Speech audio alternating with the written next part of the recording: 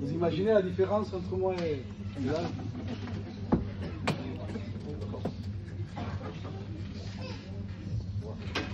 C'est un jour à Napoléon que un jour l'un de ses soldats, pendant qu'il voulait prendre un livre,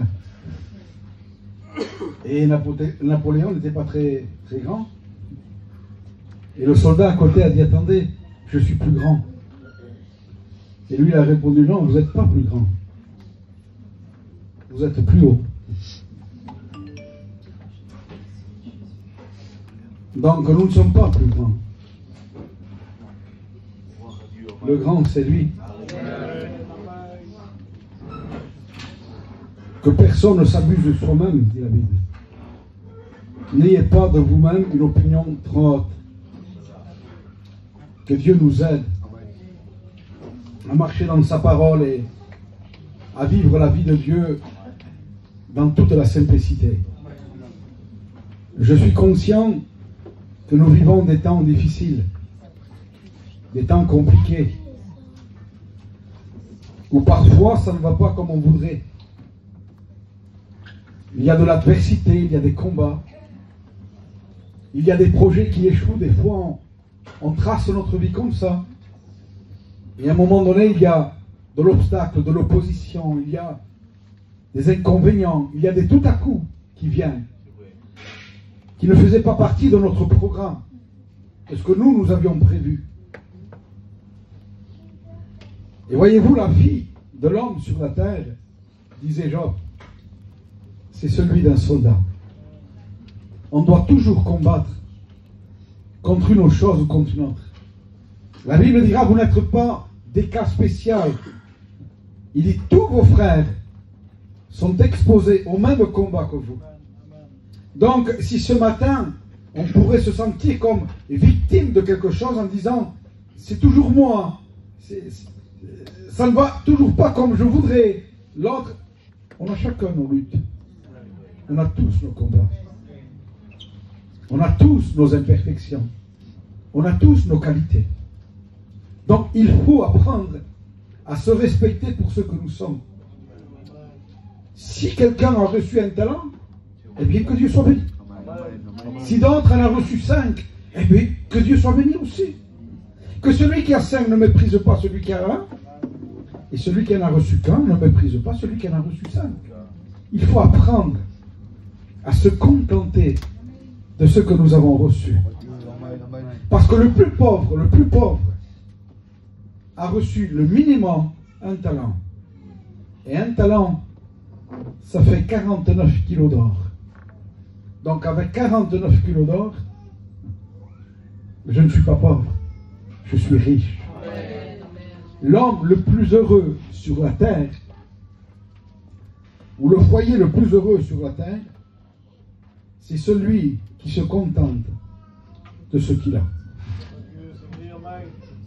Et il faut apprendre. Amen. Et vous avez des gens qui vivent dans la concurrence, qui veulent absolument être le numéro 1. Et parfois on donne des coups de coude. Attention, ça c'est moi, ça c'est ma place, ça c'est... On ne se rend pas compte que des fois on fait du mal à celui qui est à côté. Il y avait un coureur de Formule 1. C'était l'un des plus grands, c'était un japonais. Il s'appelait Niki Olada. Et c'était, il avait gagné 2 ou 3 fois le Tour du Monde avec sa Formule 1. Et un jour, il était en concurrence avec un autre conducteur de Formule 1, mais il prenait tous les risques. Il avait eu déjà quelques accidents dangereux, très dangereux. Il avait un jour failli perdre la vie. Et à un moment donné, pendant qu'ils sont sur le parcours de la Formule 1, à tout prix, il voulait passer, à tout prix, il voulait passer, à tout prix, il voulait passer. Et à un moment donné, cet homme s'est remblé, il a laissé passer, et puis il a continué la course. Et à un moment donné, bien sûr, le fou du volant a gagné la course. Et puis l'autre a dit à côté, donc les journalistes, quand la course a été terminée, il dit: monsieur, il dit, vous auriez pu gagner la course. Il dit: pourquoi vous l'avez laissé passer? Il a répondu une parole sage. Il a dit, vous savez, la vie vaut mieux qu'un titre.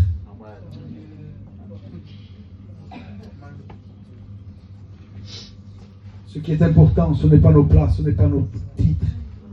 Ce n'est pas la considération que les autres peuvent nous porter, parce qu'aujourd'hui on peut vous porter là et demain on peut vous rabaisser jusqu'à là. Il faut se contenter de ce que Dieu nous a donné. Ce qui est important, c'est d'arriver à chercher l'intérêt de nos frères, les intérêts des autres. Vous savez, cet homme n'a pas cherché à être le numéro 1. Il a cherché à sauver la vie de son concurrent. Et c'est ça, le véritable amour. Le véritable amour est capable de se rabaisser pour laisser passer l'autre. C'est ça. Ne nous trompons pas, les frères. Je me souviens un jour, témoignage d'un serviteur de Dieu que j'ai très bien connu, très bien connu. Donc, son père, à un moment donné, il était fâché avec lui. Et il était jeune et son père voulait le corriger. Et à un moment donné, il s'est échappé et son père a couru derrière lui. Et pendant qu'il courait, son père, il s'est arrêté. Et il s'est laissé frapper par son père. Parce que pendant que son père courait, il a eu une pensée. Il dit, mon père a un certain âge, il peut glisser, il peut tomber, il peut se faire du mal. Alors, au lieu qu'il se fasse du mal, je préfère recevoir des coups. Et ça, c'est l'amour. Ça, c'est aimer. Parfois, dans le parcours de la vie chrétienne, on ne pourra pas toujours régner. À un moment donné, il faut savoir perdre. Et la Bible dira que celui qui se rabaisse, celui qui accepte de perdre, je le relève. Je le bénis. Amen. C'est ça, un chrétien. C'est ça, le parcours de la vie chrétienne. J'aimerais avec vous ce matin vous parler de notre position que nous avons en Christ. C'est important ce matin de savoir se reconnaître qui nous sommes. Et je me disais ce matin, pendant que j'étais en train de réfléchir, je disais parfois dans les cultes, il serait bon d'évangéliser. Je dirais, mais nous, on a déjà accepté le Seigneur, oui, mais on a peut-être oublié le plus important. Oublier ce qu'il a fait pour nous. Ce qu'il a fait de nous. Il est important ce matin de se le rappeler. Voulez-vous qu'on fasse une lecture dans le livre de Zacharie, au chapitre 3 et au verset 1er. Zacharie, chapitre 3, verset 1er, il est écrit, « Il me fit voir Josué, souverain sacrificateur, debout devant l'ange de l'Éternel. » C'était une bonne position, hein? Debout devant l'ange de l'Éternel. Qui était l'ange de l'Éternel? Qui? Jésus. Mais malheureusement, de suite, il dit, et Satan, qui se tenait à sa droite pour l'accuser. L'Éternel dit à Satan, que l'Éternel te réprime, Satan, que l'Éternel te réprime. Lui qui a choisi Jérusalem, n'est-ce pas là un tisson arraché du feu? Or, Josué était couvert de vêtements sales, et il se tenait debout devant l'ange. L'ange, prenant la parole, dit à ceux qui étaient devant lui, ôtez-lui les vêtements sales. Puis il dit à Josué, vois, je t'enlève ton iniquité, et je te revais d'habits de fête. Amen. Amen. Peut-être ce matin, c'est le cas ou la situation de quelques-uns au milieu de nous. Parce que vous savez, on bronche tous de différentes manières. Et parfois, si on ne connaît pas les ruses, si on ne connaît pas la tactique de l'adversaire, avec une pensée, il nous rend prisonniers de notre propre pensée. Il est important d'étudier et de savoir, vous savez, quand un boxeur doit affronter un autre boxeur, à un moment donné, il ne s'entraîne pas seulement pour l'affronter, mais il repasse, il remet ses matchs de boxe pour contrôler les pas de son adversaire et pour savoir quel est le coup qui peut lui être fatal. Alors il étudie la stratégie de son adversaire. Et il est important ce matin d'étudier la stratégie de notre adversaire. Il est écrit qu'il était debout devant l'ange de l'Éternel. Quelle belle position! Ce matin, nous sommes là, debout devant la présence de Dieu. Nous sommes en train d'adorer Dieu. Oui, mais voilà, il ne faut pas oublier que nous avons aussi un adversaire qui est redoutable, qui a de l'expérience, beaucoup d'expérience. Il sait comment s'y prendre et il sait comment faire.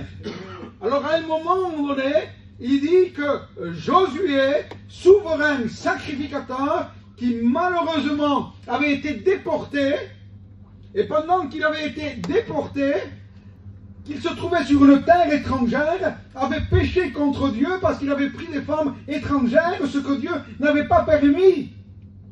Un Israélite devait se marier avec une Israélite, un Hébreu avec une Hébreuse.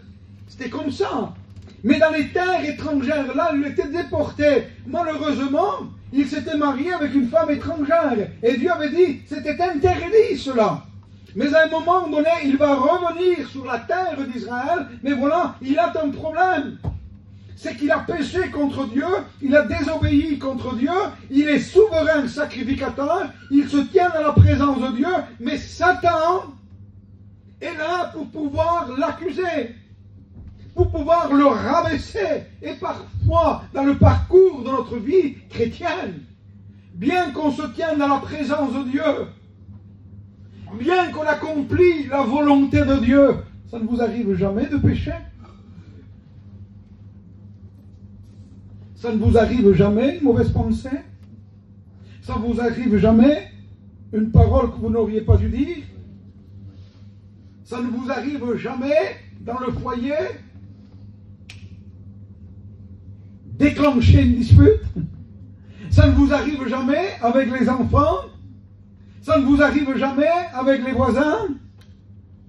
Ça ne vous arrive jamais dans une contradiction? Et le diable se sert de cela, alors que nous venons au culte pour prendre la Sainte Seine et célébrer un culte à Dieu, et il vient avec la pensée, en disant tu as péché, tu as dit ça, tu as pensé ça, ou il y a eu encore ça. Et voilà, et quand il n'y a rien, tu as négligé, tu ne t'es pas tenu à genoux, tu n'as pas eu la communion qu'il fallait. Regarde comment tu te retrouves. Regarde ton état. Regarde, de toute façon, si tu ne ressens rien, c'est parce que Dieu n'est plus avec toi. Et regarde, si tu as eu encore de telles pensées, ça veut dire que l'Esprit de Dieu n'est plus en toi. Alors à un moment donné, on culpabilise. Et on dit alors, c'est vrai, si j'ai de telles réactions, si j'ai de telles pensées, ça veut dire que l'Esprit de Dieu n'est plus avec moi. Et on vit dans une auto-accusation qui nous sépare et qui nous emprisonne et qui nous sépare de la volonté de Dieu. Parce que vous savez, quand sur quelqu'un, je pointe un doigt et que je lui dis tu as péché, tu n'es pas digne, tu n'es pas digne, tu es coupable, tu n'es pas digne, tu es un faucheton. C'est ce que Goliath faisait tous les jours contre le peuple d'Israël. Tous les jours, pendant 40 jours, 2 fois par jour. Ce qui représente 80 fois, quoi. Tous les jours. Alors à un moment donné, vous savez, si on n'est pas éclairé sur ce domaine-là, on finit par y croire. Et au lieu de se réjouir dans la présence de Dieu de la vie chrétienne, au lieu d'être reconnaissant de ce qu'il a fait de nous, il nous replie dans un recoin. Et il dit, tu n'es pas digne, tu n'es pas digne. Combien de réunions tu as manqué? Combien de temps ça fait que tu ne lis pas? Combien de jours ça fait que tu ne pries pas? Et combien de temps ça fait de ceci et de tout cela? Et à un moment donné, on se replie sur soi-même et on dit dans le fond, je sens. Après, on arrive à se fier à ce qu'on ressent.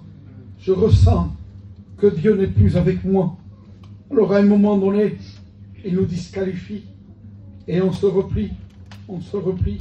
Et ensuite, ça ne nous dit plus rien de venir à la réunion, de vivre dans la communion fraternelle. On prend la Sainte Seine et on dit, est-ce que je suis digne de la prendre, la Sainte Seine? Oh, je préfère pas la prendre, parce que je risque de prendre un jugement contre moi-même. Le diable fait de nous des marionnettes. Il fait de nous des esclaves. Comme il ne peut pas nous emprisonner comme auparavant, en vivant, en se livrant dans le péché. Alors qu'est-ce qu'il fait? Il nous emprisonne par de l'auto-accusation. Et on est là, tu n'es pas digne, tu n'es pas digne. On veut se mettre à genoux, on n'est pas digne. On ouvre notre Bible, tu n'es pas digne.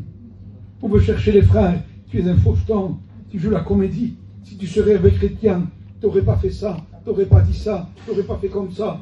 À un moment donné, on n'y arrive plus. On n'y arrive plus. On vient au culte, mais on traîne la savate. On vient aux réunions, on essaye de sourire, mais dans le plus profond de nous-mêmes, il y a ce fardeau qui nous accable et nous nous sentons emprisonnés. Mais ce matin, la Bible dira que l'ange de l'Éternel était là. Et il va dire que l'Éternel te réprime, Satan. Que l'Éternel te réprime. Lui qui a choisi Jérusalem, nous faisons partie du choix de Dieu. Et en lui, il y a la victoire. En lui, il y a le triomphe. En lui, la Bible dira qu'il nous a déjà fait asseoir dans les lieux célestes en Jésus-Christ. Et tu me diras, mais je ne suis pas mort encore. Je suis sur la terre. Oui, on vit sur la terre. Mais notre position à nous, elle est déjà assise dans les lieux célestes.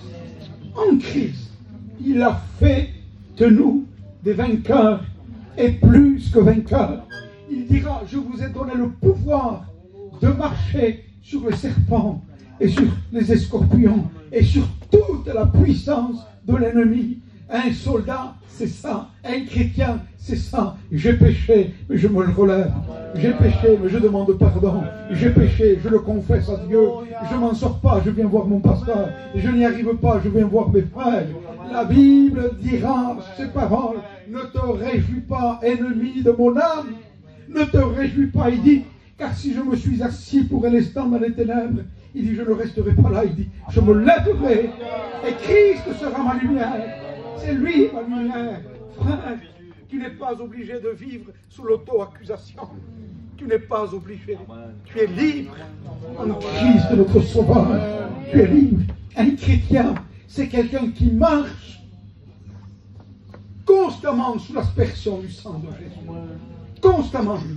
La vie d'un chrétien, le cœur d'un chrétien, vit sous l'aspersion du sang de Jésus. Il y a le péché, mais il y a le sang. Il y a le péché, mais il y a le sang. Frère, que personne, dit la Bible, ne souffre comme étant malfaiteur. Que personne ne souffre comme étant malfaiteur. En lui. En lui. Éphésiens, regardez ce qui est écrit dans le livre des Éphésiens. Il est écrit, par Jésus, en lui, nous avons la rédemption par son sang et le pardon de nos péchés, selon la richesse de sa grâce. En lui, au verset 11, nous sommes aussi devenus héritiers, ayant été prédestinés avant le plan de celui qui opère toutes choses et d'après le conseil de sa volonté. Éphésiens chapitre 1er, verset 13.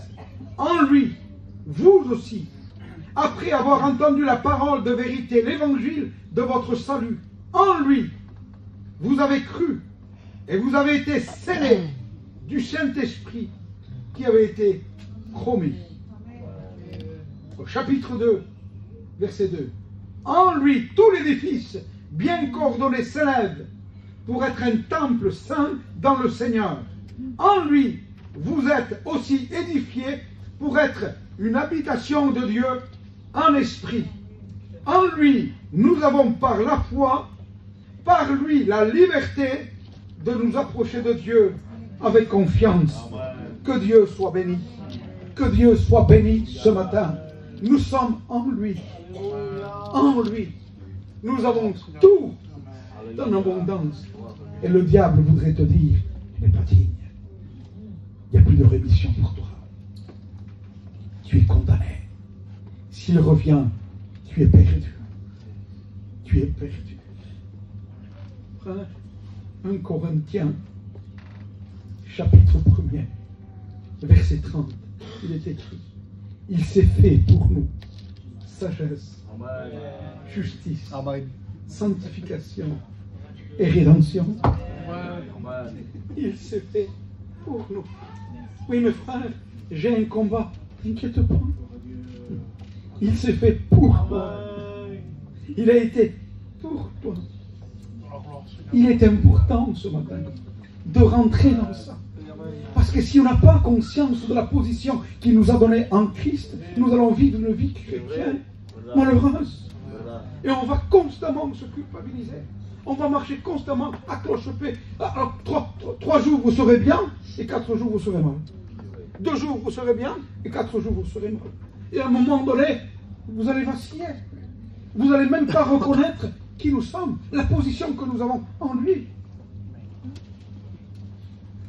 Il est important ce matin. Vous savez, toute la force de David, dans le psaume 23. Pourquoi? Quand vous lisez le psaume 23, quand vous le méditez, il dit, il me dirige, il me conduit, il restaure mon âme, il dresse une table, il me oint d'huile. En un mot, on n'a rien à faire, quoi.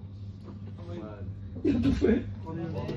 Et la confiance de David n'était pas dans ce qu'il était.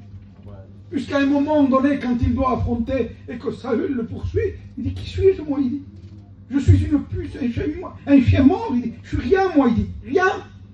Il a conscience. Mais il sait qu'en lui. En lui. En lui. Frère et sœur, il est important ce matin qu'on arrive à cette expérience de dire, je sors de mon état. Je sors de ma condamnation. Je sors du filet de l'oiseleur. Et je prends ma position en Christ, mon Sauveur. Je suis libre par celui qui m'a tant aimé. Je faille, mais je me relève. Je pêche, je demande pardon. Je ne m'en sors pas, je vais voir mon pasteur. Je ne m'en sors pas, je partage à l'église. Je veux qu'en lui avoir la pleine victoire en Jésus-Christ, notre Sauveur. Écoutez, il y a bien des années de cela. Et cela a été pour moi une révélation. Ça a été un moyen de tremplin qui m'a sorti de bien de situations. Il y a plus de 20 ans. J'étais en train de marcher derrière le musée. Et j'étais là, parce que vous savez, plus vous allez avoir une vie près de Dieu, et plus que vous allez voir votre misère et votre état. Mais comment, pasteur, si je le vis plus près de Dieu, je vais me sentir bien, je vais me sentir fort? C'est pas vrai. Plus que la lumière va se rapprocher, plus que vous allez voir vos défauts, vos tâches. Vous savez, il y avait à un moment donné des gens, il y avait des pantalons blancs. Hein, quand on le voyait dans la nuit, vos pantalons, vous alliez en boîte de nuit, il y avait des lumières exprès. Toutes les taches ressortaient. Plus que vous allez vous approcher de lui, et plus que vous allez voir vos tâches ressortir. Et honnêtement, j'avais une vie avec Dieu. On priait, on jeûnait, on lisait la Bible. Et constamment, je disais au Seigneur, je dis, Seigneur, j'en ai marre de moi. Je suis fatigué. Encore tel défaut, encore tel problème, encore telle chose qui revient, encore ça, et encore ça, Seigneur. Je n'y arriverai jamais alors à être un chrétien. Je n'y arriverai jamais. Et puis, ma prière, ce n'était plus de la louange, de l'adoration, des actions de grâce. Ce n'était plus me réjouir dans la communion avec Dieu de ce qu'il avait fait avec moi et par moi. Et c'était de la lamentation, voyez-vous. À un moment donné, ce n'est plus de la prière, c'est de la lamentation. J'ai fait ça, pardon. Il y a eu ça, pardon. Il y a encore ça, pardon. Constamment, on est comme ça. Il y a un moment donné, alors que je disais à Dieu, Seigneur, je suis fatigué de moi. Tu vois, toujours ça qui revient, encore ça qui revient, encore ça qui revient. Et le caractère, ça peut être plein de chance.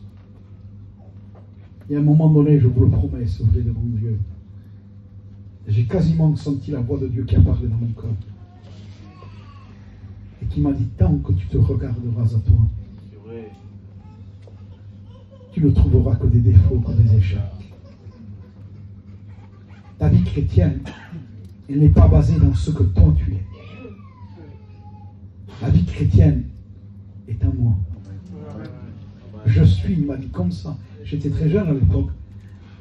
Il m'a dit, je suis ta rédemption. Je suis ta justification. Je suis ton salut. Je suis celui qui te porte. La vie chrétienne, ce n'est pas toi, c'est Christ en toi. Regarde à la croix. Regarde le sacrifice parfait. Je vous promets, c'est devant Dieu. Ça a été pour moi un tremplin dans la vie chrétienne. À partir de là, j'ai compris que ce n'est même pas ce que je faisais, ce que je pouvais dire. Ce n'est plus une question de capacité, ce n'est plus une question de mérite. Qu'on t'élève, qu'on te rabaisse, qu'on te pointe du doigt, qu'on dise que tu es le meilleur pasteur, ça compte plus, ça ne peut rien voir. Ce qui est important, c'est lui à nous. Lui à nous. Et c'est ça qui est important. Christ à nous. C'est l'espérance de la gloire. L'espérance de la gloire. Sinon, on va broncher constamment. Constamment. Voyez-vous, il s'appelait Timothée. C'était un serviteur de Dieu remarquable. Il avait comme ancien l'apôtre Paul et Apollos.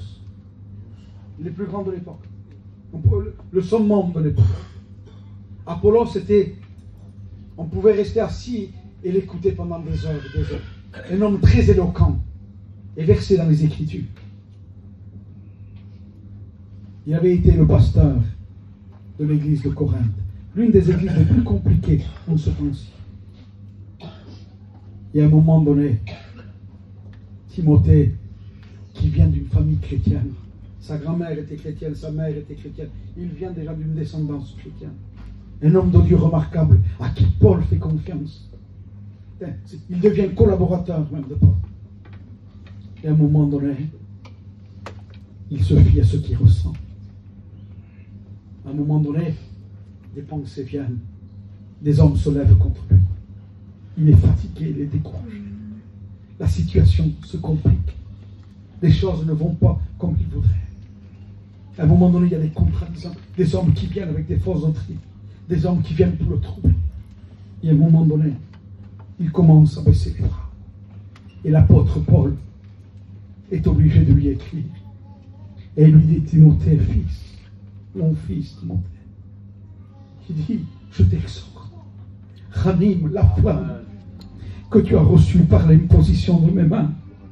Et peut-être ici, ce matin, nous avons des frères et des sœurs. Cependant, on n'est pas des Timothées. Pourtant, Timothée, c'était arrivé à des Timothées.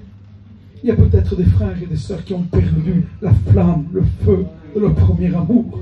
Je vous exhorte ce matin, par les compassions de Dieu, à ranimer la flamme de l'Esprit de Dieu. Et si moi je dis, si Paul disait à Timothée, je t'exhorte à ranimer la flamme, c'est parce qu'il voyait bien que la flamme était en train de s'éteindre. Et à un moment donné, il est obligé d'aller plus loin. Il dit, Timothée, fils, souviens-toi de Jésus-Christ. Ça veut dire quoi? Ça veut dire qu'on peut l'oublier. Tout en fonctionnant dans l'église, tout en venant aux réunions, tout en passant par la Sainte Seine, on peut l'oublier. N'oubliez pas l'essentiel. C'est lui l'appel de grand prix. Si nous sommes ici, c'est par lui.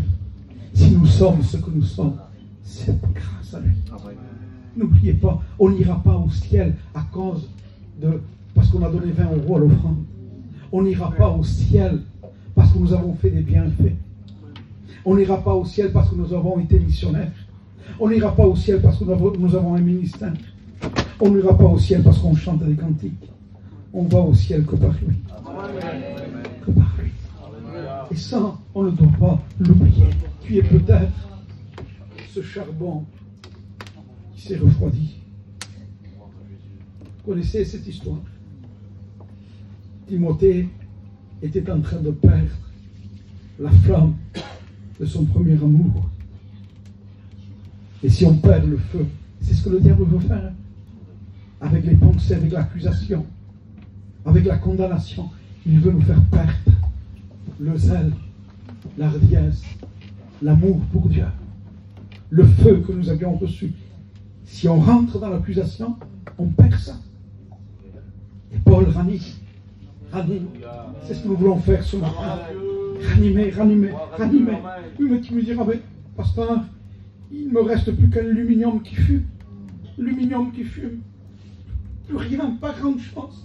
La Bible dira qu'il n'éteint pas l'aluminium qui fume, mais il souffle dessus, afin que la flamme se ranime. Vous savez, chez moi à la maison, nous avons une insert. Donc l'hiver, on met du bois, on allume la cheminée, donc quand c'est fermé, et des fois on laisse le bois toute la nuit, on se réveille le matin tôt. Quand je vais vers la cheminée, il n'y a que des cendres. Mais en bas, il y a des vannes qu'on ouvre. Et à un moment donné, on ouvre les vannes. Et quand on ouvre les vannes, le vent s'engouffre. Et tout à coup, on voit apparaître pas grand-chose. Des étincelles, ça fait des fois. Pas grand-chose. On prend un morceau de bois, on le jette dedans. Et le feu se ranime. Ce matin, ouvre les vannes, ton cœur. Permets au vent de l'esprit de renouveler. Renouvelle l'amour, Seigneur. Renouvelle-moi dans le zèle. Renouvelle-moi dans la confiance. Renouvelle-moi, Seigneur. Amen. J'ai besoin que le feu descende sur ma vie. J'ai besoin que la flamme se rallume. Pourquoi? Parce que sinon je vais tout perdre. Ce matin, qui voudrait que le feu de l'esprit ranime son cœur? Il est écrit, je vais finir avec ce texte, Ézéchiel au chapitre 21, verset 1er. Je vais allumer un feu au-dedans de toi. Ce matin, j'en suis convaincu que certains ont perdu ce feu. Mais ce matin, il peut le ranimer.